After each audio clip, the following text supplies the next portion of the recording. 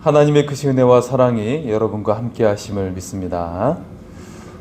새해에 여러분 풍성한 은혜가 임하시기를 바랍니다. 오늘 새해가 된 지 2주가 되었죠. 14일이기 때문에 2주가 되었는데 여러분 2주간 어떻게 살아오셨나요?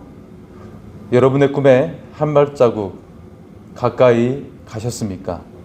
새해를 보내면서 여러분은 어떤 사람이 되고 싶습니까? 사람들이 흔히 이런 말을 해요.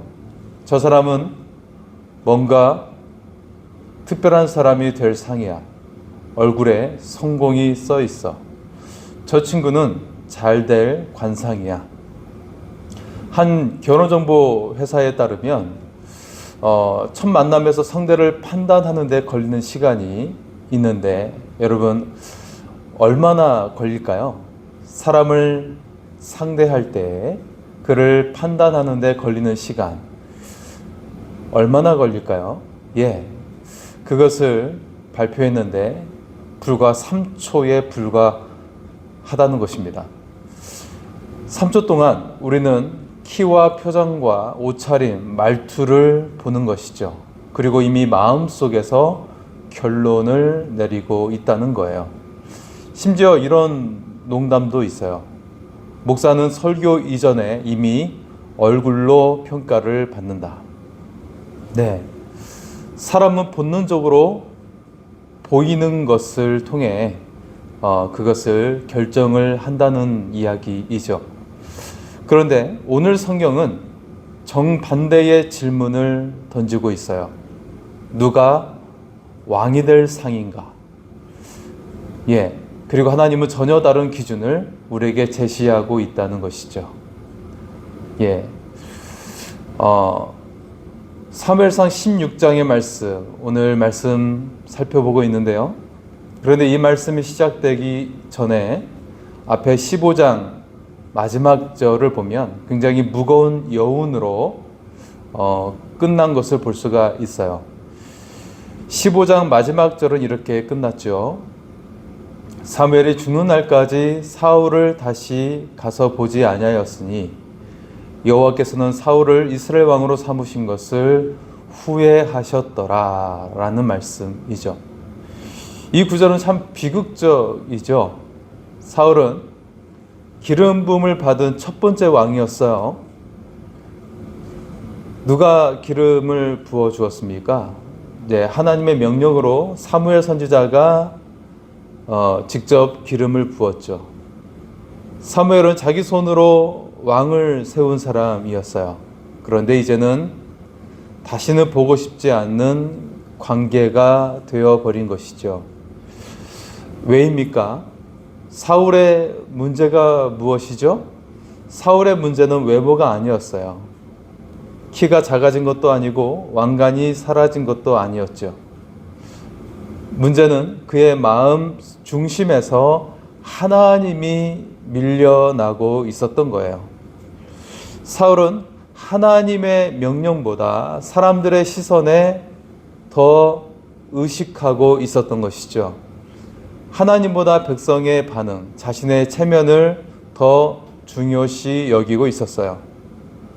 여기서 중요한 신앙적 통찰이 있습니다. 하나님을 앞에 두느냐 아니면 하나님을 이용하느냐의 차이인 것이죠. 사실 사람들은 그럴 거예요. 나는 하나님을 이용한 적이 없어요. 하지만 사실 많은 사람들 가운데 하나님을 이용하는 경우가 있을 때가 있어요. 같은 사람이라도 정말 하나님께 매달리기도 하고 또 때로는 하나님을 이용하기도 하는 그런 모습이 우리 가운데 있는 것을 볼 수가 있죠.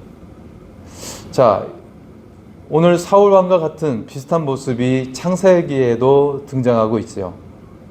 가인은 제사를 드렸지만 아벨은 하나님께 마음을 드렸어요. 하나님께서 가인의 예배를 받지 않으셨지요. 그 이유는 마음을 다해 드린 것이 아니라 종교 행위로 드렸기 때문이에요. 그냥 종교 행사를 한 것이었던 것이죠. 제사는 같았지만 그 중심이 달랐다는 거예요. 하나님은 중심을 보십니다. 사울도 마찬가지였어요. 제사는 드렸으나 순종이 없었어요. 겉은 왕이었지만 중심은 이미 무너져 있었던 것이죠. 자, 이 가운데 사무엘은 굉장히 낙심하고 있었어요. 1절의 말씀입니다. 내가 사울을 버려 이스라엘 왕이 되지 못하게 하였거늘 내가 그를 위하여 얼마나 슬퍼하겠느냐. 사무엘은 시류에 빠져 있었지요. 내가 잘못 뽑았구나. 내가 틀렸구나. 그러나 하나님은 과거에 머물러 있지 않으셨어요. 하나님은 실패 이후에도 일하시는 분이십니다. 사무엘에게 다시 명령하고 계세요. 기름을 채우고 베들레헴으로 가라. 사실 이 길은 위험한 길이죠. 라마에서 베들레헴으로 가려면 사울 왕이 있는 기브아 근처를 지나야 했던 것이에요. 발각되면 목숨이 위태로워요. 그러나 사무엘은 다시 뿔에 기름을 채웁니다. 여러분, 하나님의 계획은 사람의 두려움보다 더 위대합니다. 더 거대합니다. 여기서 우리는 중요한 진리를 발견할 수가 있어요. 하나님은 사람을 버리실 때도 중심 때문에 버리신다는 것이죠. 그리고 사람을 다시 세우실 때도 그 중심 때문에 세우고 계신다는 것입니다. 우리의 중심이 오직 하나님께 있기를 소원합니다. 하나님의 마음에 그 중심에도 여러분을 두고 계신다는 사실이죠. 그래서 여러분은 하나님께 그 마음속에 여러분이 있기 때문에 대단한 사람이 된 줄 믿습니다. 이미 대단한 사람이에요. 하나님의 마음에 두고 있는 사람은 그 자체로 위대한 삶이 되고 위대한 사람이 된 줄 믿습니다. 자, 사무엘이 이새의 집에 이제 가게 되었어요. 이새의 아들들이 사무엘 앞을 지나갔죠. 맏아들 엘리압이 등장했어요. 키도 크고 체격도 좋고 인상도 훌륭했어요. 사무엘의 마음에 이런 생각이 스칩니다. 아, 이번에는 틀리지 않았구나. 하지만 그 순간 하나님이 이렇게 말씀하시는 거죠. 7절의 말씀을 보면요. 여호와께서 사무엘에게 이르시되 그의 용모와 키를 보지 말라. 내가 이미 그를 버렸노라.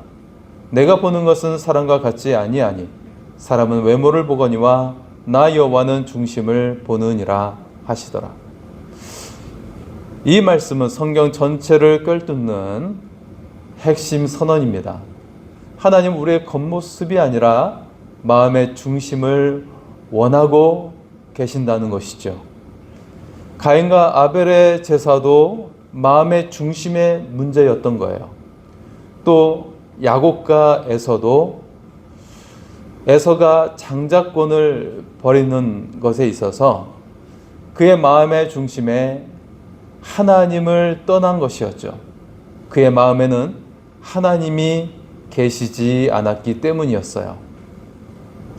어느 교회에서 장로 후보를 세우는 일이 있었어요. 모두가 기대한 사람은 말솜씨가 좋고 인맥도 넓고 헌금도 많이 하는 사람이었어요. 그런데 공동체는 조용한 사람을 선택했어요. 새로 세워진 장로님은 눈에 띄지는 않았지만 아픈 성도를 찾아가고 말없이 교회를 지켜온 사람이었죠. 사람들은 처음에 이해하지 못했어요. 하지만 시간이 흐르자 모두 고개를 끄덕이게 되었죠. 아, 중심을 본 선택이었구나. 하나님의 기준은 언제나 시간이 증명합니다. 과연 마음의 중심이 하나님을 향하고 있느냐는 것이죠. 사랑하는 성도 여러분, 겉모습이 아니라 마음의 중심으로 하나님을 사랑하시기 바랍니다. 하나님의 은혜로운 팔이 여러분과 함께 하실 줄 믿습니다. 사무엘이 이새의 집에 모인 아들들을 모두 보았어요. 그런데 문제가 생긴 것이죠. 선택할 아들이 더 이상 없다는 거예요. 사무엘이 물었어요. 내 아들이 다 여기 있느냐? 그제야 이새는 이렇게 말합니다. 막내가 남았는데 양을 치나이다. 이 말 속에는 무의식적인 평가가 담겨 있죠. 굳이 부를 필요가 없는 아이. 그러나 하나님은 그 아이를 기다리고 계셨어요. 다윗은 양을 치는 들판에서 하나님을 섬기는 법을 배우고 있었던 것이죠. 다윗이 골리앗보다 먼저 싸운 것은 사자와 곰이 아니라 자기 안의 두려움과 교만이었어요. 그 속에서 하나님을 먼저 찾고 의지하는 마음이 더욱더 굳세게 자라고 있었던 것이죠. 예수님께서 공생애를 시작하실 때 하신 일이 있으시죠. 그것은 바로 함께 사역할 제자를 세우는 일이었어요. 예수님께서 제자로 삼은 사람은 어떤 사람이었나요? 학자였나요? 서기관이었나요? 제사장들이었나요? 그들은 아니었죠.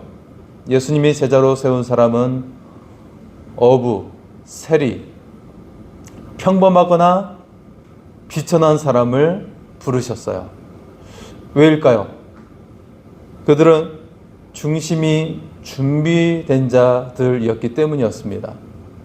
그들은 주님의 부르심에 모든 것을 버릴 준비가 되어 있었던 사람이었어요. 여러분, 금메달을 얻기 위해서 여러분 어떻게 그 금메달을 따게 됩니까? 특히 육상 선수를 생각해 보면 그들은 어떻죠? 금메달을 얻기 위해서 좋은 구두를 신거나 아니면 좋은 정장을 입지 않아요. 오직 전력하기 위해 다 벗어버리고 반바지만 입을 뿐이죠. 금메달을 얻기 위해 그의 시선을 휴대폰에 두거나 혹은 아름다운 사람을 향해 시선을 돌리지 않죠. 오직 목표를 향해 그의 시선을 둘 뿐이에요. 주님은 제자를 부르실 때 그 마음의 중심이 하나님께 향할 사람들을 부르셨어요. 모든 것을 포기하고 전력하여 복음을 위할 사람들을 부르신 것이죠. 여러분, 바로 우리가 그런 사람인 줄 믿습니다. 주님은 구원으로 우리를 초대하셨어요. 그런데 그냥 부르신 것이 아니라 복음을 위해 전력할 사람들을 부르시고 계신다는 거예요. 이 사람이 바로 구원받은 사람들이에요. 우리가 바로 그런 사람들인 줄 믿습니다. 전력하여 복음을 위하여 영혼을 사망에서 건져내는 사람이 되기를 소원합니다. 자, 이제 영광스러운 순간이 오게 되었어요. 사무엘이 다윗에게 기름을 부은 것입니다. 가장 위대한 왕이 탄생한 순간이었죠. 사무엘이 기름을 붓자 하나님의 영이 다윗에게 임했어요. 그와 동시에 사울에게서 하나님의 영이 떠납니다. 이 장면은 우리에게 분명히 말하고 있어요. 왕의 자리는 직책이 아니라 임재의 문제라는 것이죠. 그가 지금 직책을 가지고 있는 것이 중요한 것이 아니라 하나님이 임재한 사람인가, 이것이 중요하다는 거예요. 그래서 우리의 인생에서 그가 어떤 일을 하고 있고 어떤 일을 맡은 것이 중요한 것이 아니라 과연 그의 삶에 하나님의 임재가 있는가, 하나님의 기름 부으심이 있는가, 이것이 더 중요하다는 거예요. 그런 사람이 끝까지 갈 수가 있어요. 사울은 여전히 왕이었지만 하나님의 통치는 끝났어요. 다윗은 아직 목동이었지만 하나님의 미래가 시작되었습니다. 사랑하는 성도 여러분, 우리의 마음의 중심에 하나님께 향할 수 있기를 소원합니다. 여러분에게 하나님의 기름 부으심이 있기를 원합니다. 하나님의 영이 임재하여 왕의 통치가 시작되는 삶이 되기를 축복합니다. 한 작은 교회 매주 혼자 예배당을 닦는 노인이 있었어요. 열심히 예배당을 깨끗하게 닦는 사람이었죠.